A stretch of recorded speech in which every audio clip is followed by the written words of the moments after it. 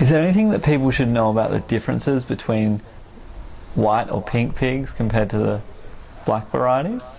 Yeah, so as you know, selective breeding is intended to choose for certain traits, and what the industrial model chose for with pigs over time was people didn't want to see dark hair on the pig. That's why they're pink and have white hair, and there's not much of it.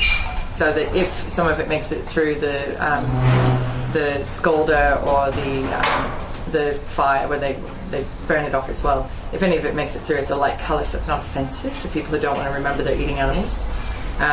The other thing about them though is they bred the fat out of them.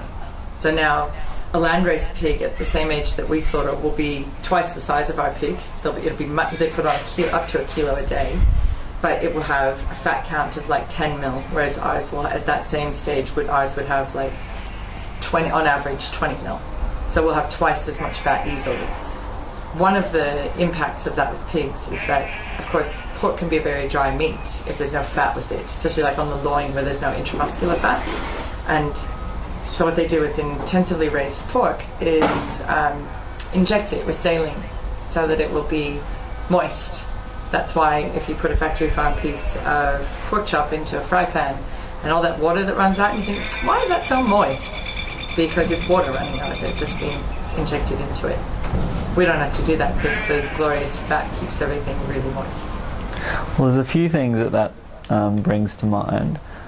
I guess one of the things is